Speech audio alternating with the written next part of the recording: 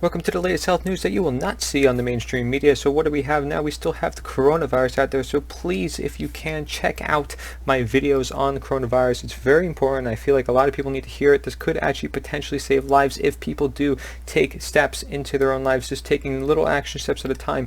You know, that is better than doing nothing at all, and taking some action steps, being prepared, does not hurt at all. So please check that out. I think it has a lot of very informative information on there. I know that my camera's working even better, and I thank everybody for staying tuned. I know there's some people that actually stay tuned to these one after another. I really appreciate that. You know, we have over 8,000 views, I'd say, over across like 3 different platforms, from YouTube, Brighteon, and BitChute.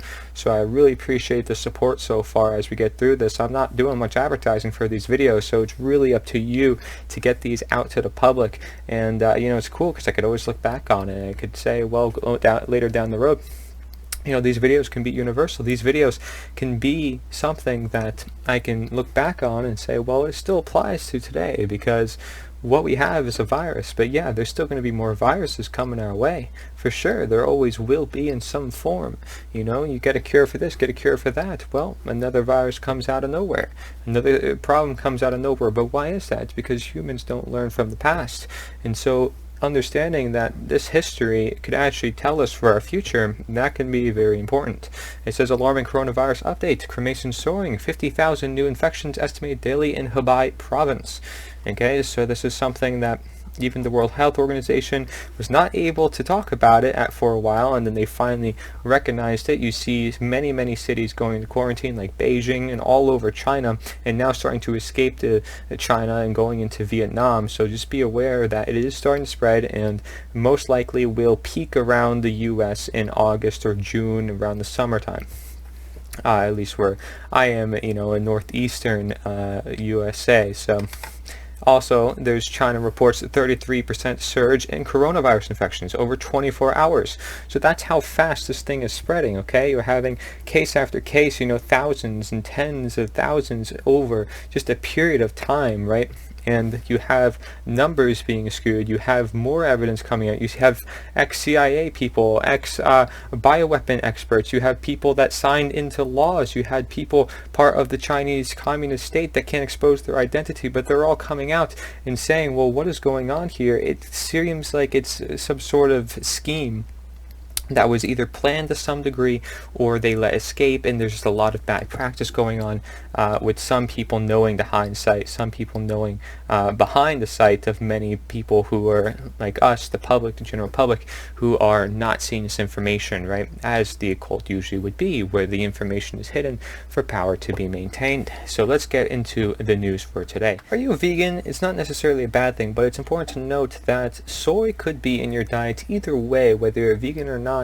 And you see that vegans sometimes purposely consume soy, but much of American society, much of the people around the world are consuming soy in their diet, whether they know or not. It's in a lot of the products. You see soybean oil, you see additives made from soy, from corn, from wheat. Particularly those crops in particular you see are grown in the US abundantly, so we're going to see a lot of problems, especially since a lot of the problems are found in the US alone, and often more, way more than other countries. So why is that? Is it because soybeans bad? Is it because corn and grain is bad?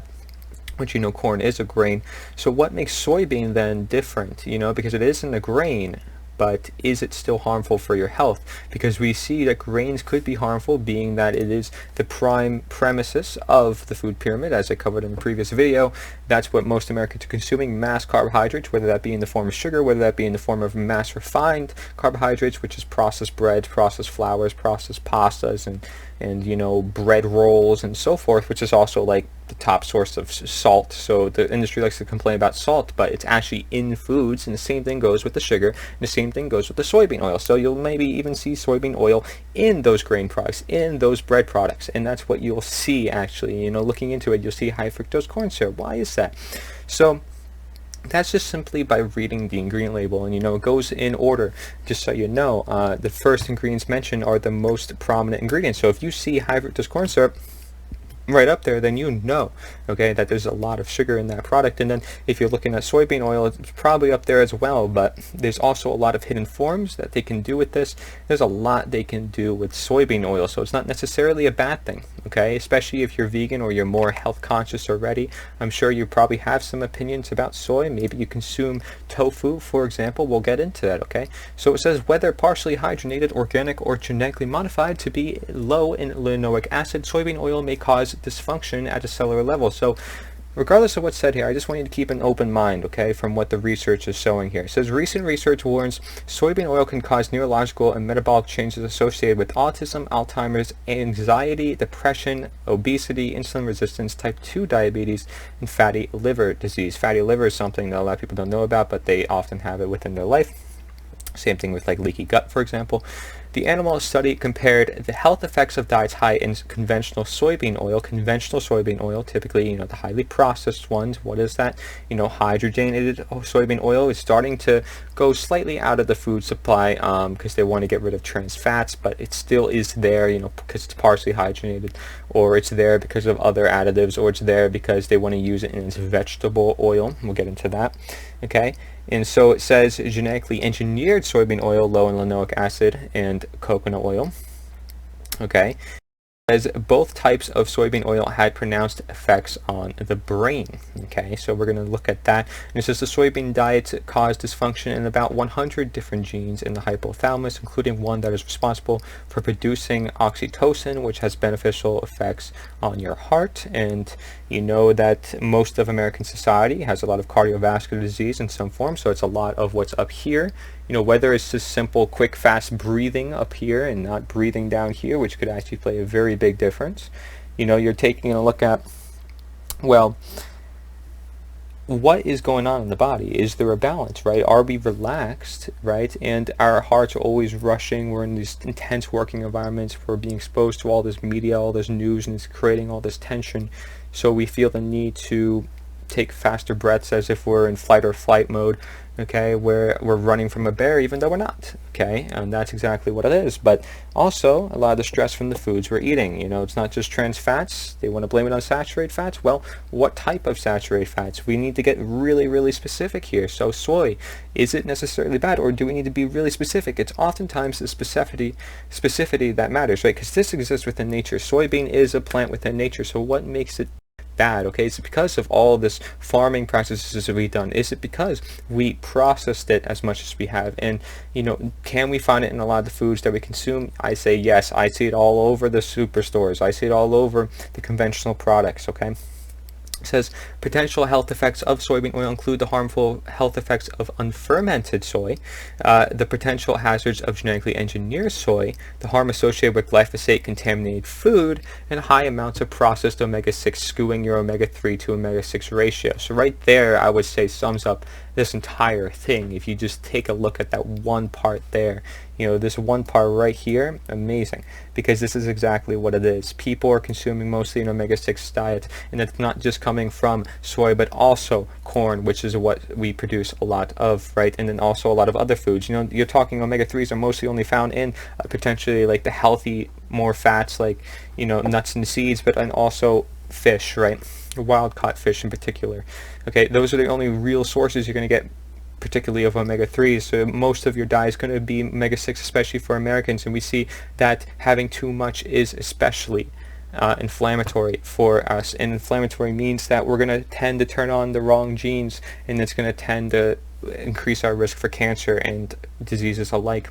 Okay, but it says genetically engineered soy. Okay, so we see that actually with glyphosate contaminated food, glyphosate tends to be on genetically engineered food, or even in grain, which isn't genetically engineered but has been gone through a lot of genetic changes through the years, right?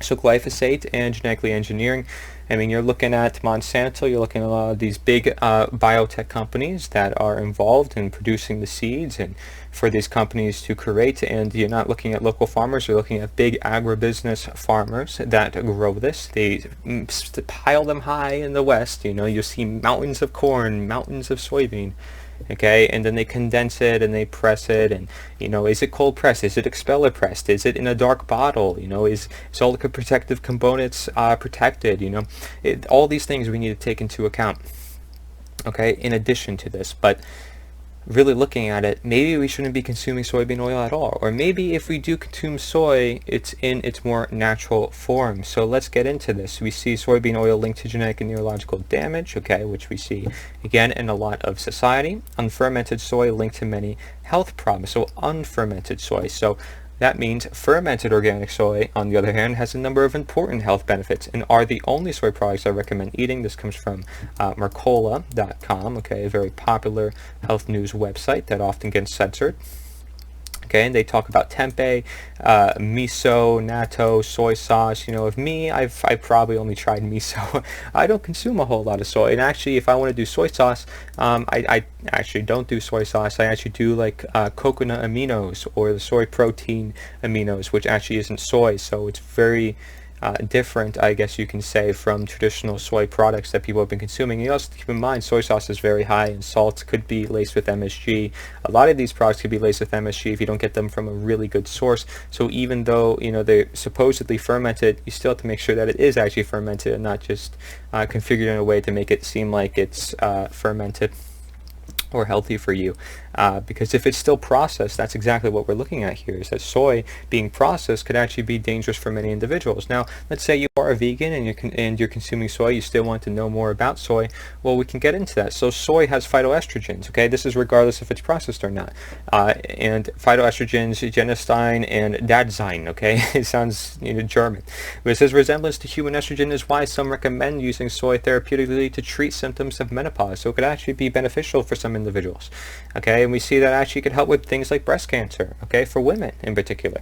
I don't know how much for men though, because it says, however, most of us tend to be exposed to too many estrogen compounds and have a lower testosterone level than ideal. So I believe it's important to limit your exposure to feminizing phytoestrogens. And yeah, feminizing, because we do tend to see that people who consume a lot of soy may have a lot more feminine traits. Now, that's not to say that there aren't contradicting studies, but it's important to note that that is a common conclusion people have been coming to. And it's because, well, there's testosterone in men, there's estrogen in women. It's just the way it goes. So it could help women a lot more than men, and maybe men should start staying a little bit more away from soy, perhaps, in that case. But maybe it's about getting the right type of soy, because soybeans could also be really high in protein. If you're looking at like real nice soybeans, you're looking at a lot of protein, a lot of minerals that you wouldn't get in other foods, for example. But people do like to say that it gives you all the amino acids you need. Not necessarily, okay? Actually, quinoa and walnuts, if you mix those two together, you'll get all the proteins you need. Quinoa has a ton of proteins, and that's considered an ancient grain. So although we grow a lot of grains in the U.S., again, what is the right type of grain? Ancient grains. Okay, what's the right type of bean? You're looking at legumes. Maybe it's not soybeans, but maybe it's soybeans in a better form. Maybe it's other beans as well, like lentils. We see are really high in fiber, really good for most people, and most people could actually tolerate better than other beans, for example. But it says another major hazard of genetically engineered soybeans is the glyphosate. So it's important to note that most people, and actually everybody, has glyphosate in their blood, whether they eat on an organic diet, was born that way or whatever, they still have it in their blood in some form. It's contaminated. It's like embedded now within their DNA, and the same thing goes with a lot of the common pesticides we see, and that's how bad it's gotten to where it's in the environment, it's in the water, it's in everything. It's also killing the bee population. Stay tuned for an interview on that with a lady that I will be speaking to on this channel. Very nice, very good activist in this field. Okay, but it says safeguard your health by ditching vegetable oils. So they call them vegetable oils. I said soybean's a legume, okay? It's not even a vegetable. A vegetable would be something like a crucifix vegetable. It would be very good for you, looking at broccoli, cabbages, and stuff like that. These are the vegetables people should be consuming. Spinaches and kale, right? Really high antioxidants as well, what we call ORAC, oxygen radical absorbance capacity. Really good antioxidants that way. High greens that our ancestors ate, like, you're talking like double, triple, way more than that actually, than us right now, in more than the Japanese populations, and more than all the populations combined. And it's not just because the soil is depleting, as I mentioned in the TV interview. It's not just because the soils are depleting, okay? It's all these factors combined that we aren't being exposed to these clean, delicious, greens, nutrient-dense greens. I mean, you can make it delicious, okay? It doesn't have to be stale.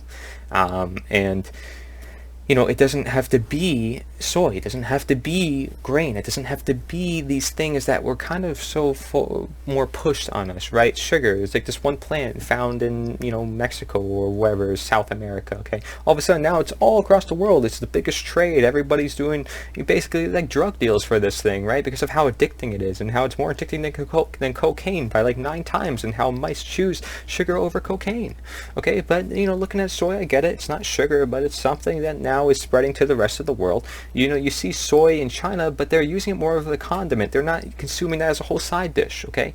But looking at tofu, you consume that as a whole side dish. So is that actually okay? And is that actually soy, or is it tofu? And tofu sounds fermented, but is it actually fermented? So it says the harmful health effects of unfermented soy, okay, is number 1. 2, the potential hazards of genetically engineered soy. 3, the harm associated with glyphosate contaminated food, okay, which is also highly found in things like oats if it's non-organic. Organic ensures that they're not spraying pesticides and glyphosate. And organic ensures that it's supposed to be more traditional farming methods to bring up that plant. Okay, and then 4, high amounts of processed omega-6 skewing your omega-3 to omega-6 ratio. Yes, there's a ratio to that. And there's also like omega-9, for example, but you don't hear much about it. The reason why you hear so much about omega-3 is because we're lacking that the most, okay? And then people who do go in fish oils also still don't get the right type of fish oils. They even mention here things like sardines, anchovies, and mackerel would probably be best for you. So I would recommend looking into that, right? You can get a lot more omega-3s that way, but with also the contamination at sea, because we have to consider all these factors, yes, you can probably get a nice lab-tested omega-3 supplement, but it's got to be fresh, it's got to be distilled, it's got to be triglyceride form, it's got to be a small fish, okay? A lot of these things together, it's got to have good other ingredients, okay? And really important that it smells fresh, it doesn't smell like the Dead Sea, for example, and that it has a lot of that EPA, DHA that you need for your brain health, for your heart health, for a lot of the things that are under attack in today's world, literally the most important organs as well, okay? But keep in mind, now we have to talk about tofu, because I mentioned soy and I mentioned vegans, and that's what they tend to consume soy in. So tofu, is it worse for the planet than eating meat? So most people who are vegan tend to push more of that environmental narrative, not that you are, okay? And soy could be beneficial if maybe you're not consuming a whole lot, because as we know, too much of anything is bad, right? But now we know, okay, it's not these processed and chemically adjusted plants that we want.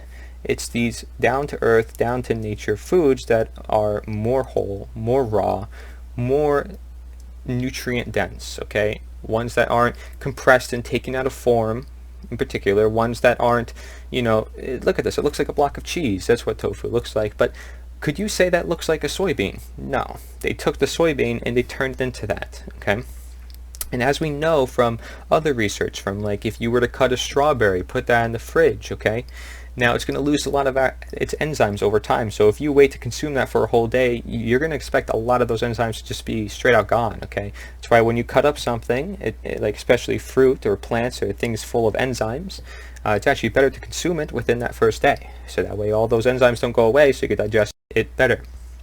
I mean, these plants, especially these fruits and berries, tend to be really high in enzymes. It's important that we do consume it when those enzymes are present. I mean, why do you think juicing is so important? Particularly celery juice is one of the most important juices because it has so many enzymes for the body, right? It has also water in the body, which the body mostly is, right? So it says, without a doubt, peas and ground nuts always have a lower environmental impact than any livestock products, okay?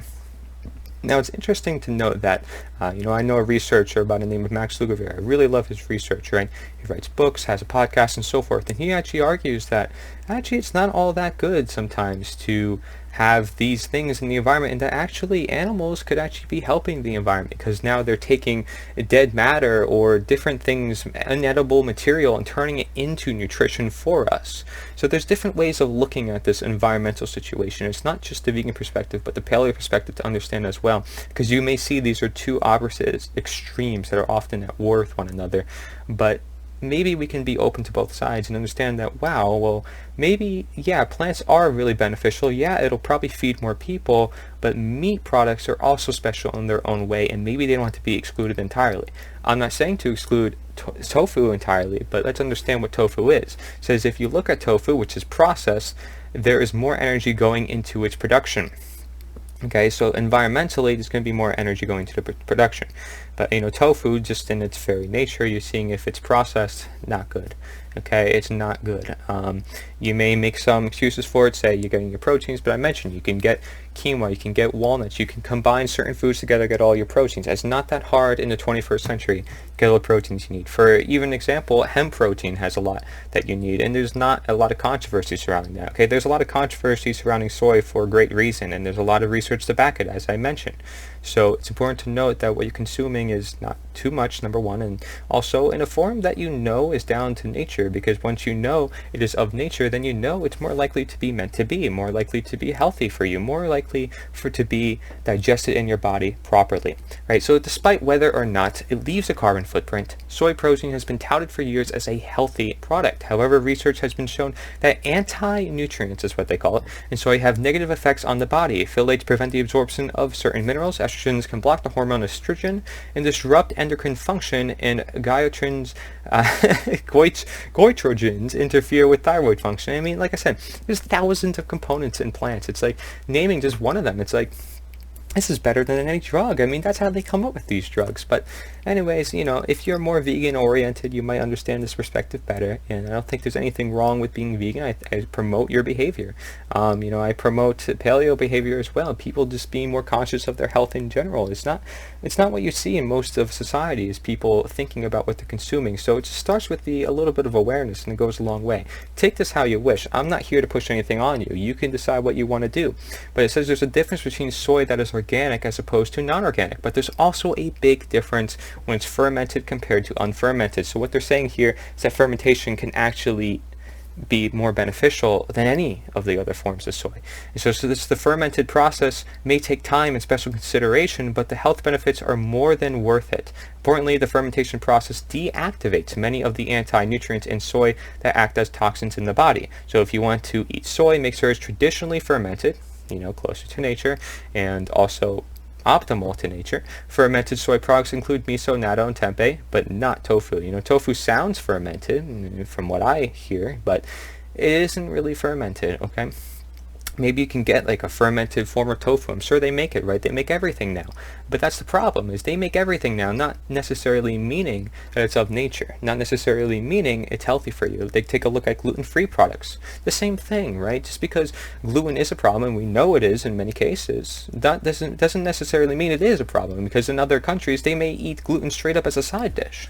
Okay, so understand that we shouldn't be stuck in the schism in this one way of eating and say soy is good for me, soy is bad for me, but understanding and opening the mind, say, well, maybe this is that. Maybe I could eat a whole soybean just straight up whole. I mean, do I have to consume it in this brick block of cheese? Do I have to consume it fermented even? Let's take a look at it. If it's in its pure form, and it's in a form that maybe comes from a more ancient variety, is not like average everyday soy that has been cultivated over so many years and overgrown and over harvested, and maybe it will be healthier for us. I mean, look at how many types of different grains out there. Look at how there's actually blue corn versus yellow corn. There are certain differences that can distinguish. Look at pink salt versus white salt. If you're talking about iodized salt, well, pink salt has over 87 minerals, right? So understanding, well, we can actually get things from nature, and we can learn from nature, and that's the whole point of this channel. So thank you very much for watching. I hope you learned about this. My opinions on soy goes basically with what the article has been saying. Fermented is going to be better, obviously, but I would suggest if you are interested in eating soy, eat it obviously in its more natured form, okay? It's always going to do you better, but there's also other foods to have as well, and there's vegetables to consume that are actually vegetables. If you're talking vegetable oil, maybe actually avocado oil, maybe actually, olive oil. These are actual, more, I'd say, vegetables than some legume, right? But that's just my opinion on the matter. Thank you very much for watching. Please let me know your thoughts in the comment section below. Thank you.